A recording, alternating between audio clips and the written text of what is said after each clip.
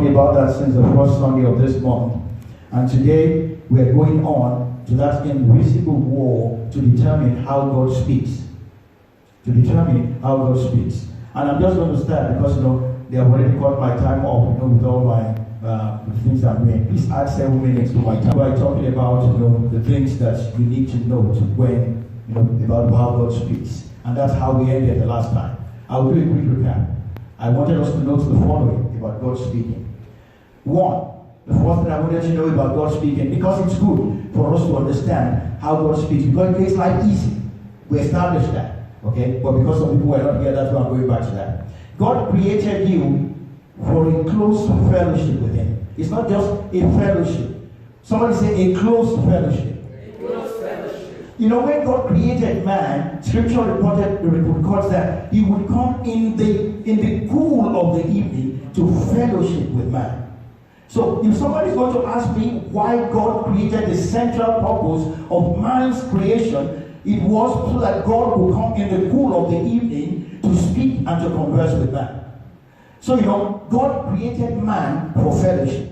So, God now wants you to discern and figure out His will freely and intelligently as you engage in regular conversations with Him. So, you want to engage in regular conversations with Him. How do you converse with God? You converse with Him by talking to Him through His Word. Somebody say His Word. Please I'm teaching word right now, so please when I say please, you respond back to me. So you talk to Him through His Word. So through His Word, He's talking to you, and we are talking back to Him. Praise the Lord, somebody. How many people know that every day that you open scriptures, you open a page of scriptures, there's always a word for somebody in season? Do you know that the same word that you are looking at today might be different tomorrow in interpretation depending on where or what God is doing in your life at that point in time? And that's why, the patriarchs of old, from time to time, they had different ways of explaining or through their encounter with God. And that's why Abraham would call him Jehovah Jireh when he met his need. Praise the Lord, somebody. And that's why the children of Israel, they will call him Jehovah Nissi when he reveals himself as a God of battle to them. Because he met their needs in battle. And there are some other times when he met their needs in healing. They will call him Jehovah Rapha, meaning that he was the God, their healer. Depending on the revelation, believe me, that is how people relate to him. Do you know how we get to that point? Because we are in a daily relationship with him. So what he will do today will be different from what he will do tomorrow. So when he speaks to you from the scripture today, it's different what he will say tomorrow using the same scripture. Why? Because he is a God of all things. And he can do all things. Somebody say do all things. He can do all things. Praise the Lord, somebody. So John chapter 10 verse 3. John chapter 10 verse 3 says, the gatekeeper opens the gate for him, and the sheep listens to his voice. He calls his own sheep by name. Somebody say by name. By name. Brethren, is it not interesting that God knows you by name? He knows you by name. He truly knows you by name. Do you know that He craftily and carefully He puts you together in your mother's womb? It is exciting when I know that the God of heaven, actually laid His hands on me in order for Him to create me. Praise the living Jesus. And that's why it cannot be anything else but a masterpiece. How many masterpieces I judged this morning? Shout hallelujah to the God of heaven. When Scripture says in verse 4, John chapter 10 verse 4, it says, when He brought out all His own, He goes ahead of them, and His sheep, they follow Him because they know His voice. They follow Him because they know His voice. And I gave you the example here before that, my wife and my sister and her sister, when they speak, their voices, they sound the same. But for those who have a relationship with them, those who converse with them regularly, immediately they speak, you will know who is speaking. Because they have a way that they speak. Brethren, God has a pattern, He has a way that He speaks. All we need to do is to discern the speech, the way God speaks. Praise the living Jesus. I went on to say that day that radio, TV, cell phone, microphones, they operate on frequencies, and they are always translating. They are always transmitting. They are always transmitting what they are transmitting. But who will hear them? You hear them only when you turn your receiver, when you tune your receiver to receive them. And you remember I did the example last week. What they speak, the microphone I'm speaking from has a receiver. Somebody say a receiver. And when I turn the receiver off, it doesn't hear my voice anymore, and for that reason, it keeps quiet. So, as I'm speaking right now, I can turn this off, and then the receiver is off. For that reason, the receiver is not receiving anymore. Am I still speaking? Yes. But can the receiver hear me? No. Why can't it hear me? Because I'm not tuned to the frequency of the receiver. And the minute I tune back to the frequency, then it receives me, and all of a sudden, I can hear it again. In the same way, God is always speaking. But are we hearing Him? When we are tuned to His voice, we will always hear Him. And I said that, hearing God, you need to determine what your motives are. What is your motive about hearing God? I want you to honestly reflect on why you want to hear from God. Is it because you are truly open to whatever God has to say and committed to putting His guidance into action and fulfilling His purposes? Even when doing so, it's going to be challenging. Even when doing so, it's going to test your will. It's going to take something precious from you. You remember the story of Abraham. Abraham, the Lord gave instructions. He said, take your son, your only son. That's God's instruction. It's not me. He said, take your son, your only son. And he went on to write. He said, the one you love. So don't make an excuse to me that you love him. So God took away all the excuses. He said, take your son. Yes, it is your son. Your only son. Don't come back and tell me that it's your only son. It's your only son. The one that you love. I know you do all those things. It's settled in my mind. He said, take that one and go and sacrifice it. It was not convenient for Abraham. Praise the Lord, somebody. But when that is the danger of hearing from God. Because when you hear from God, let me paint a picture. If Abraham did not hear from God, there's no way we know that God would like him to sacrifice Abraham. Isaac, I'm sorry. There's no way we know. That's one of the dangers of hearing from God. But remember, when you hear from God, you must be willing to do what God asks you to do, even when it is inconvenient for you. Praise the living Jesus. Hallelujah. Praise the living Jesus. Hallelujah. So why do you want to hear from God? You want to hear from God because you love Him and you are willing to do His will, even when doing so is challenging to you. Or is it for a selfish reason? What are the selfish reasons? Righteous, or you want to be comforted? And I gave the example here the other day when there were two people, running for presidency, and we wanted one to win, and we were asking God to come and rubber stamp our decision. And God did what He wanted to do. Matthew chapter 5 verse 8. Matthew 5 verse 8. He said, blessed are the pure at heart, for they shall see God. Blessed are the pure at heart, for they shall see God. Remember, if you are pure at heart, God will speak to you. If you are pure at heart, He tests your heart. And that's what God does. When He finds that there's a pure place in your heart, He speaks to you. Praise the Lord, somebody. I only want to say that don't try to force God to tell you something. Don't try to force Him. Don't try to force His hands. If He doesn't want to speak, don't force Him to speak. For many of us, we go to meet with the pastor.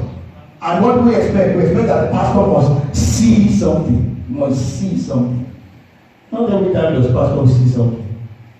And we have come to the point where we have forced men of God to come up with things. And now people are now rationalizing, they're now using intuition to do the work of God. Because we compel them to do that. I'll give you an example. A couple of years ago, my wife had a health condition. And we tried everything. The doctors tried everything. They didn't know what was going on with her. As a matter of fact, her driver's license was suspended at the time because she was just passing out in her sleep. That's what was happening. She would just pass out in her sleep. And the Holy Spirit will make me want to tell me that woman is not breathing. When it first happened, I didn't know what that meant. To me, it didn't make sense. Holy Spirit wakes you up and say, that woman sleeping next to you is not breathing. What does that mean? And I'm thinking, what do you mean by that? When I looked at her, I found that she was actually not on the bed. She was on the floor. And when I really found that she was not breathing. And then, in a panic, I called 911, they came together. They did all tests, nobody knew what was going on for years. I'm talking about years, every week. At least once in 2 weeks, we'll visit the emergency room. What point am I making? Brethren, in that situation, after a while, so when the general overseer of the church came to the US, so my pastor thought, since medical science does not have an answer to this problem, then let's say the man of God. So we went to Texas, and then my wife went, and then they went and prayed. And after my wife came out, I said, what did he say? My wife said he said nothing. I said, what do you mean nothing? He said nothing. He said, it is well. And I said, it is well. That's what he said. I traveled to Texas, but it is well. You could tell me say it is well right here. But do you know, it is well was a prophecy. The word he pronounced was a prophecy. It is well. Is it well today? Oh, by all means, yes, it is well. But it didn't happen immediately. What point am I making? Don't force God to say something when he's not ready to say anything. Don't force him. You remember the story of Balaam? He wanted God to speak. God said, I'm not speaking. He wanted God to curse the children of Israel. I'm not cursing them. Why? Because they are blessed. How can I curse them? Why do you want to force God to do what he doesn't want to do?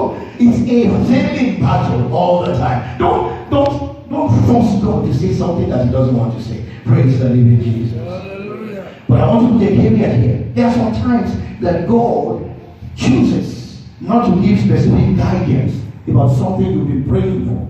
He chooses not to give specific guidance about something you've been praying, you've been believing in, and you know you've been trusting in. And he chooses not to speak in that situation. So what do? You do what Apostle Paul did. He said there was a thorn that was put in my flesh. He said, and 3 times I did what? I prayed. I said, God, take this thorn away. What did God say? He said, I'm not taking it away. He said, but my grace is sufficient for you. And sometimes God will take it away.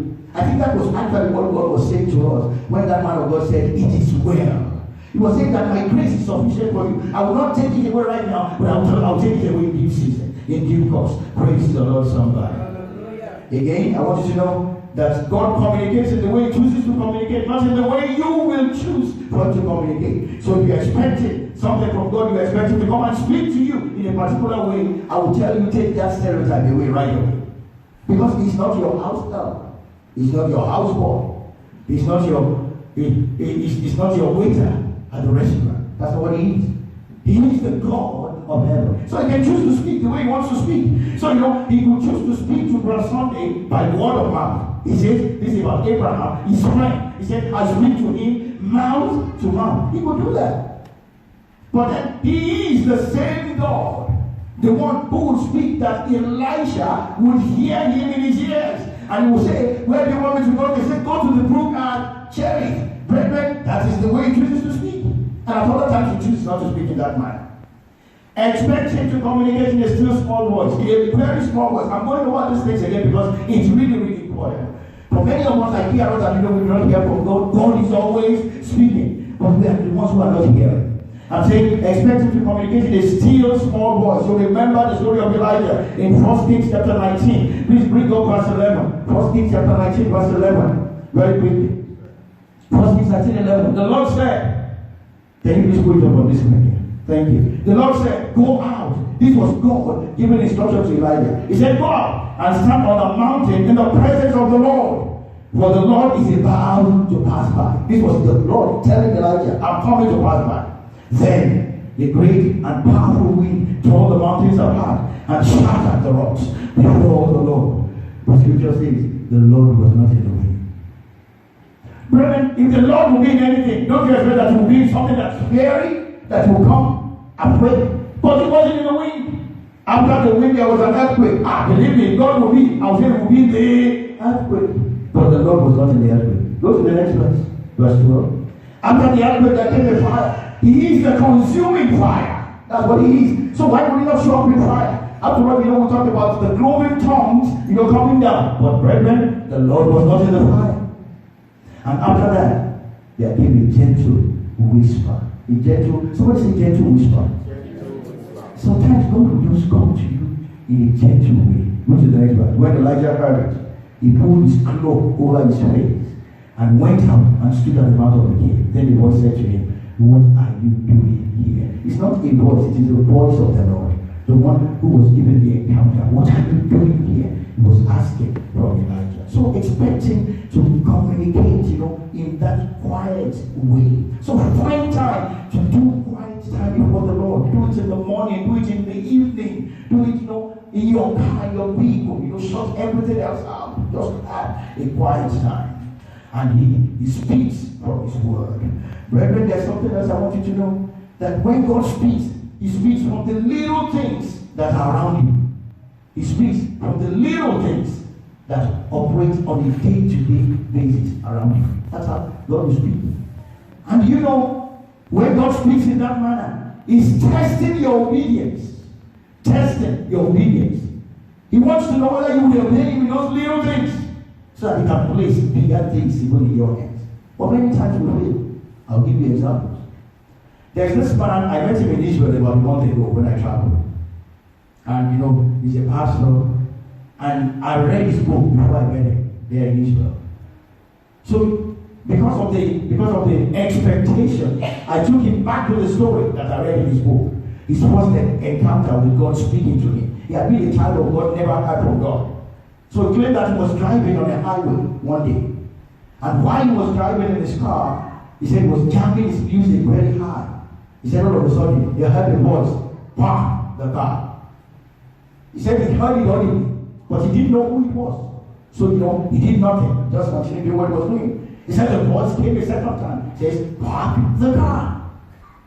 And he said, he knew he was by himself in the car. He knew he was there by himself. No other person in the car with him. So, you know, he thought it must be a demon playing tricks on him. So he started to bind the demon in the car. That I bind this demon, you know. How can you be speaking to me? He said, while he was doing the binding and praying the car, the voice said again, stop the car. He said, so this time around, he got really afraid. He didn't stop the car. He said, the engine, something caught the engine. And so he had to pull over to the side of the highway. According to this man of God, he said he was pressed to use the restroom before this time. But he decided that all the trip was 1.5 hours that he would use the restroom when he ended his journey. He said at that point in time, he had that voice again after the car parked and then put over to the other side. He told him to go and ease himself. Get out of the car, go and ease yourself. He said at this point he was afraid because he was hearing. So I thought that there was something wrong in his brain. That's what he thought. So he said he got out and then he went to use the restroom. He came back. He said by the time he came back to the car, and then he started talking to him that he is the God of heaven. He said he fell face down in the car. And then he now started apologizing that he didn't know you were the one. I've never had this kind of encounter before. And this man says, regularly from that point in time, God has been speaking to him clearly in his ears that he would hear God speaking. That he's heard God. And this man told me, you know, he gave me another story that he had in another book that he has. And he was talking about how God saved himself and 2 of his children from drowning. And they could not swim. That it was God that just saved them miraculously. When the boat they were traveling, it capsized. And it was only by God that he felt something on his feet when he was about drowning that moved him up. And nobody could explain what carried him that day, why he was in the water. And he said initially when he felt something on his feet, he thought it was a big fish and he thought it was over. He said, but that thing lifted him up. It was the same thing that lifted him. Lifted his 2 children where they were at different points in the ocean where they were drowning. And he lifted them up until rescue came over an hour later. He said he does not understand what he's never experienced it before. And before that time, he never saw God move in that manner. Brethren, God still speaks. Praise the Lord, somebody. Brethren, expect God to speak in the little things that happen around you. This man said he did not know that God will be concerned about him using the restroom. I mean, of all the things that God will be concerned about, to go and use the restroom. But let me give you another example here. Because many of you are looking at me, you think I'm saying something weird. It's happening every day. It's happening every day for those who are tuned to the Spirit words. I'll give you an example. And you know, this is commonplace. So you may think that this is not God. You have in your heart, you want to do something. And then you open scriptures. And this happened to me last week. I opened scriptures. And as I was reading through scriptures, it dawned on me that the step that I've taken is the wrong step in the situation that I faced. I realized it from the word that is in scriptures. And I wouldn't give you examples. Right? I wouldn't tell you the specific right now. But remember, it was obvious that the step I had taken was the wrong step in the situation that I was faced with. And I saw it coming to me through the words of scripture. Brethren, at that point in time, you know, because my wife and I were going through, so I didn't tell her exactly what was going on in my mind. Because we already made up our mind that made a decision about that matter. As soon as we were done praying, I told my wife, I said, I changed my mind about that decision. She said, why? I said, I just saw in scriptures Why? The decision that I've made is a wrong decision. And believe me, what would I do when I know that it's the wrong decision from scriptures? The best thing for you is for you to change that decision. Do you know when God does those things? He's testing your obedience. He is doing what? He's testing your obedience. With those little things. With those little things. I'm not going to talk to that sister anymore. Brethren, you open scripture and then you see it there. He is my child. And God is love. What is he telling to you? He is love. You cannot afford not to talk to that sister. If you quench the spirit at that point in time, he stops coming. But if you listen to him at that point in time, what happens? Then you encourage him to keep coming back again. Praise the Lord, somebody.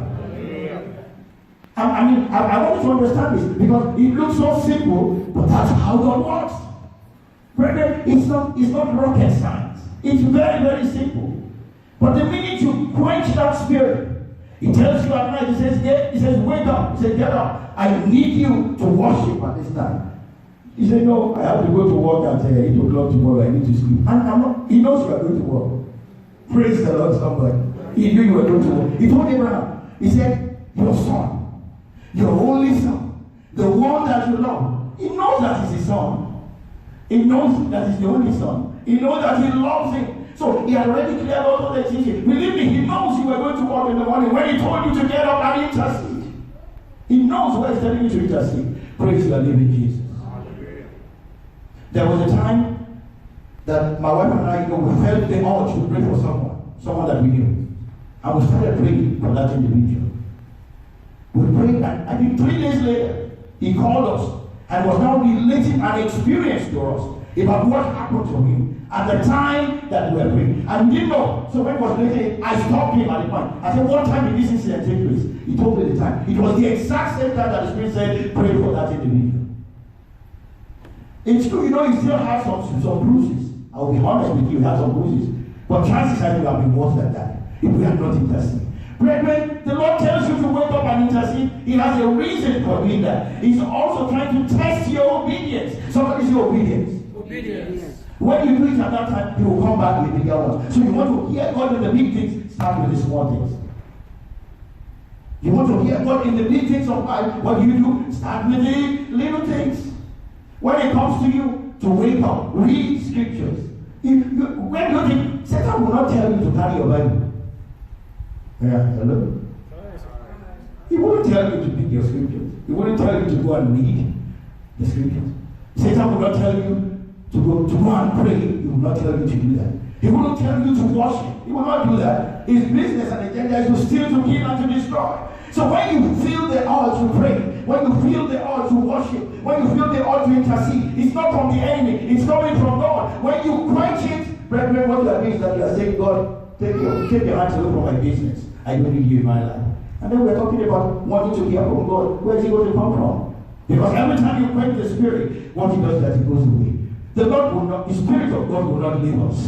In the mighty name of the Lord Jesus. I said the Spirit of the living God will not leave us. In the mighty name of the Lord Jesus. Praise the Lord, somebody. Brethren, when God speaks, he speaks through his words to you. The circumstances you are going through, God will speak. He will speak about it. I was in a church yesterday, and in that church, the woman who preached there, she preached about dying to self at a program. She talked about dying to self, and this was in Los Angeles. She came here from Pennsylvania to speak in LA.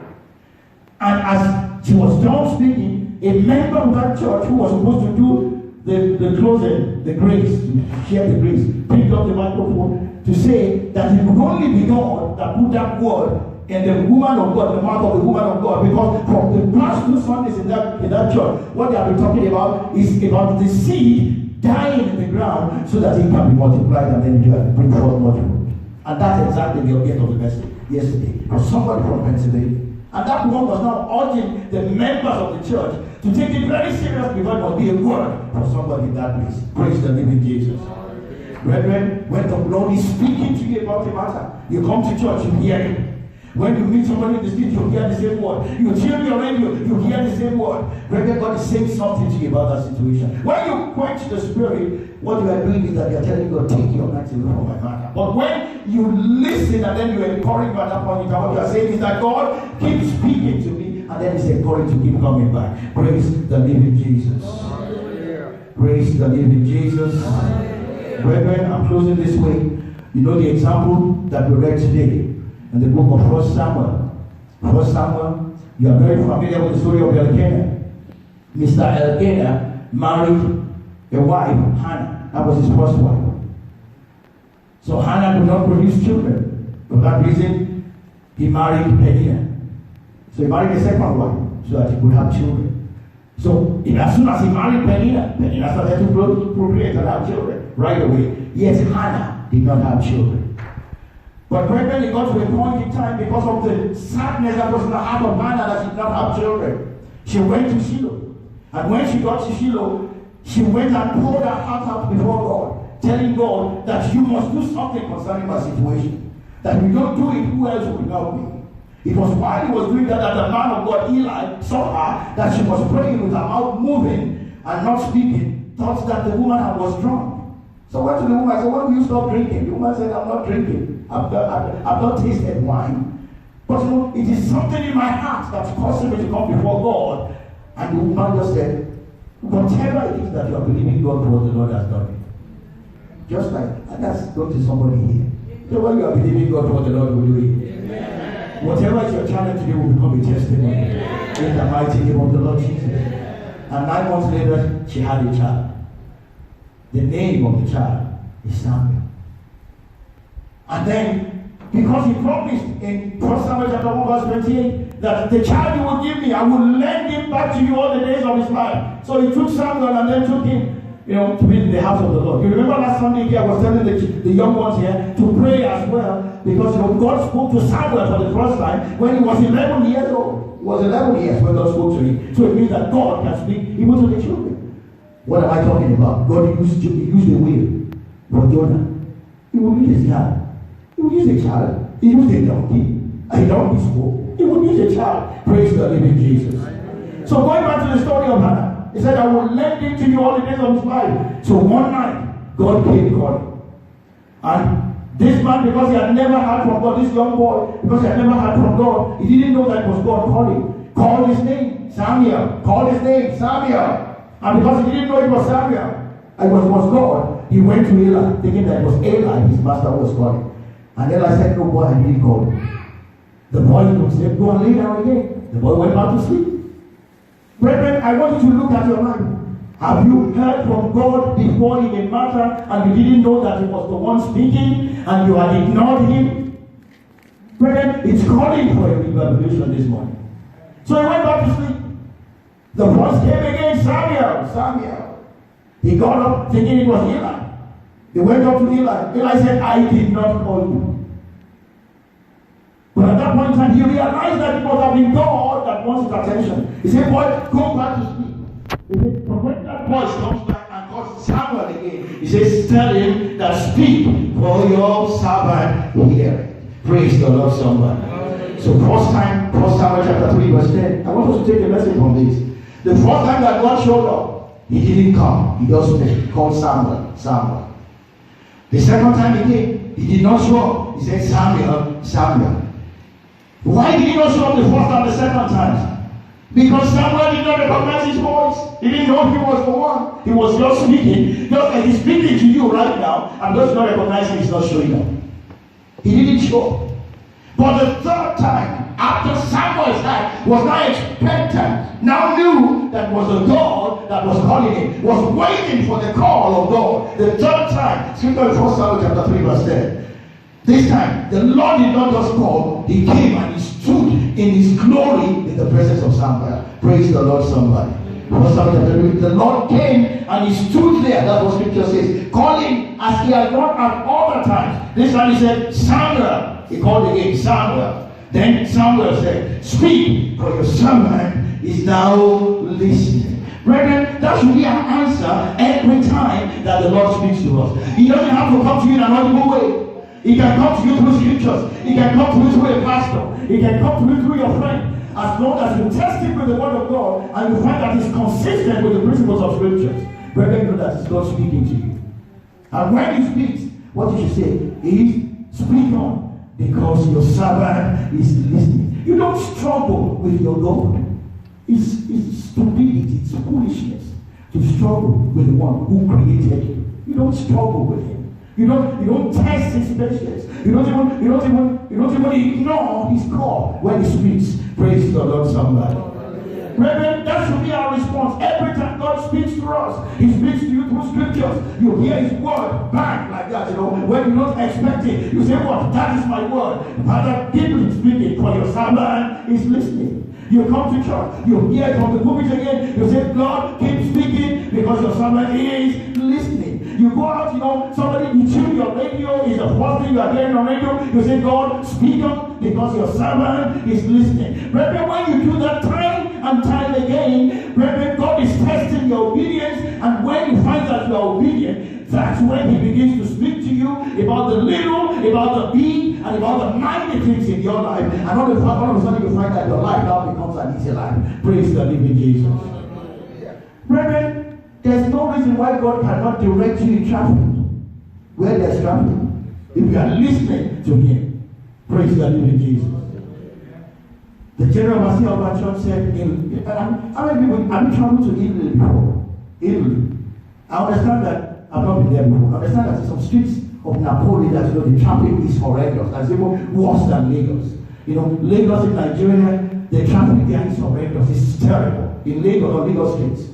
So if you find somebody who can tell you how to drive and navigate traffic in a way that you will avoid traffic, brethren, there's no reason why God cannot do that for you. Even before the advent of GPS, God was doing that for people who were sold out to his business and people who would listen to his voice. God will tell them in the morning when they wake up. He will tell them who they were going to encounter. And he will tell them, that this is how you deal with this individual when you meet them. Because they are yielded to his plans, and because he knows that when he speaks to them, that they will listen. Brethren, and God is still in that business till today. I will end this sermon in this way. Amen. We've been believing God for a building, and this happened before every one of you here. We are believing God for a building. And then September, 2 years ago, we were going, and every month, we label our month, we label it something. This month is a month of what? Perfection. Because it's number 7. So, we label it something. So, the September usually is a month of fruitfulness. Amen? Because it's number 9. Number 9 is when the women, when they give birth, if you are pregnant, you give birth 9 months later. So it's a month of fruitfulness. Amen? So we believe God in that month of fruitfulness. So September that year, I just concluded it's going to be the month of fruitfulness because it's number 9. God said, no, it's September to remember. And I said, I don't know what does that mean. And I was struggling with God because before the month I was thinking about it, so it must have been happening in the month of August. We are saying, what month, what would be our thing? It's September to remember. And brethren, you are all testimonies. You are living testimonies to the things that God did in the month of September to remember.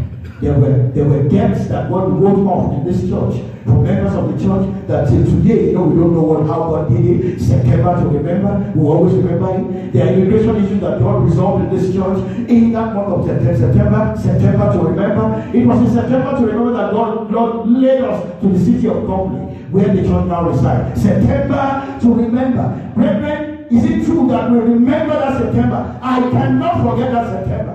Just based on the unction of the word of the Lord, it was the September to remember. The Lord said it will not be the month of fruitfulness, just fruitfulness. It will be a September that we will never forget. Brethren, did it come true? Yes, before our very eyes, it did come true. Because God is still speaking. And brethren, for those who will still listen to God, our God will still speak. And I decree over the life of someone under the sound of my voice that as you continue to obey the words of the Lord, that you will hear it clearly to you. In the mighty name of the Lord Jesus. I want you to know that He's the one who made a way in the wilderness.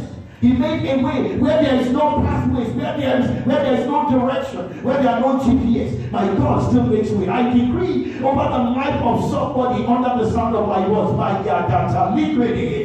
decree in the name that is above every other name. My God will make a way for you where there is no way in the name of Jesus Christ. He's the one who makes a way. I see whales and sharks that they put GPS tracking system on them these days. I know the tracking system monitors them. I go online and I watch this thing, because these things they interest me sometimes. That somebody will see, you see a shark somewhere on the Florida coast, and then it travels 10,000 miles all across the world, and I have them, I'm tracking them on my computer. I mean, these sharks, they are labeled. They know where they're going to. Brethren, it is interesting that they start from a point, they travel several years, and they come back to the same point where they started. And I'm wondering who gives them directions in the ocean that is more than 2 times the size of the entire earth. But they still know their way, because there is a God that guides them. I decree over the life of somebody under the sound of my voice that you will not miss your way in the mighty name of the Lord Jesus. Brethren, there is a spirit that is in the heart of a man that gives direction. It is the candle of God. I decree the name that is above every other name, that candle will lead you, that candle will direct your children, that candle will make it that you will not miss your way in the mighty name of the Lord Jesus. I rejoice with someone under the sound of my voice today, because you will hear God clearly. In the mighty name of the Lord Jesus, you will begin to hear God. You will hear Him in your situation. You will hear Him at your job. You will hear Him in the life of your children. You will never be in the dark. In the mighty name of the Lord Jesus. Thank you, Holy Spirit.